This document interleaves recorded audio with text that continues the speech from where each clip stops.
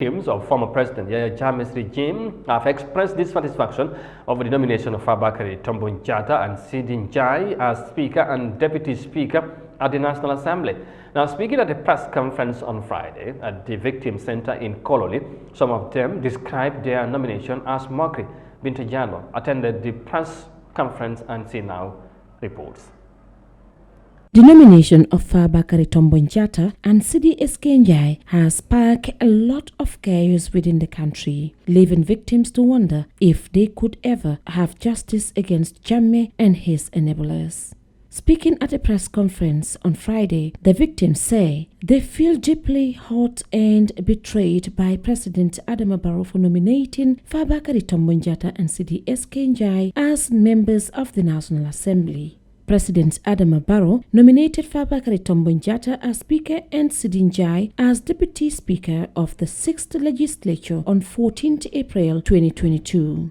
The chairman of the Victim Center, Serif Kijera, says the victims are hugely concerned with the nomination of these two individuals as they do not only represent the brutal dictatorship the country endured for 22 years, but they were key pillars of the power behind the tyranny of former President Yahya Jammeh.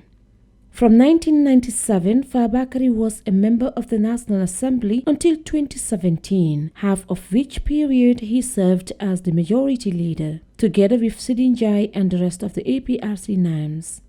Mr. Kijera says Mr. Jatta and Mr. Njai played a leading role in strengthening dictatorship as lawmakers who failed to provide constitutional oversight as well as legal reforms necessary to prevent and hold accountable perpetrators of human rights violations under the APRC regime. Rather, they deliberately and actively renege on their constitutional duties of holding the executive accountable, but instead decided to aid and abet tyranny which has consumed the lives of scores of Gambians, including his colleagues. The victim's chairman went on to say that Fabakary and Seedy provided to Jammeh in the legislature what the junglers did for him in the security sector.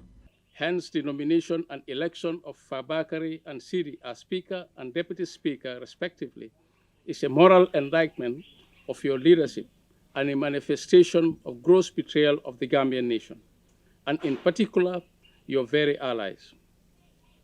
Solo Sandeng, Solo Kuruma, Ibrahim Sise, Langmarong, Lamin Dambudiba, who died, and many others who continue to live in terrible pain and misery today due to torture.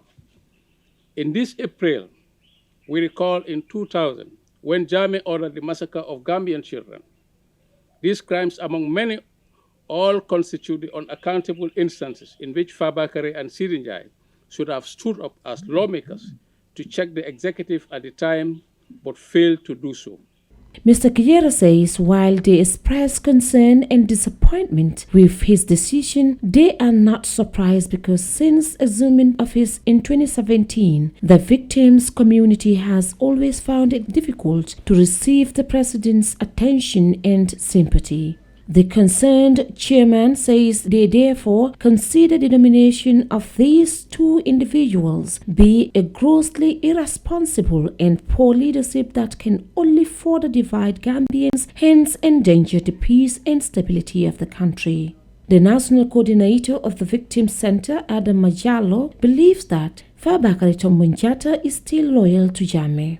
He said he is not in agreement with the TRRC, and he still have the belief that Yahya Jammeh did not cause any atrocities. So that is worrying, because if you have that kind of a person whose mind set on that in terms of still supporting Yahya Jammeh, and you bring him back as a speaker, he would not support anything that would have to go against Yahya Jammeh, especially when it comes to the TRRC recommendation. Of course, Seedy also played a crucial role during the 2016 election, and that was what has led to the impasse. We also spoke to some of the victims present at the press conference. They expressed frustrations and dissatisfaction over the nomination of Honorable Jatta and Honorable Njai. Seedy, who was telling the nation over the media that Barrow must not swear in the Gambia. I was very much disappointed when TRRC was set up till the end of it without seeing Adama Barrow on the other side and Seedy Njai at the other side. The nation wanted to hear from Seedy. Why should Adama Barrow not swear in the Gambia? I haven't heard that. I used to write it on Facebook. I was disappointed personally.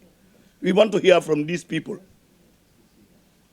At the same time, why should the president allow to connive with Seedy Njai?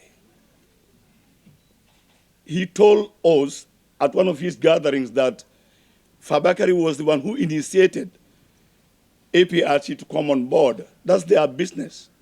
The frustrated victims said bringing back these two individuals into the people's house and at the highest level indicates President Barrow's lack of political will to ensure justice for victims and a deliberate attempt to bring back dictatorship. Binta Jallow, Eyeafrica News.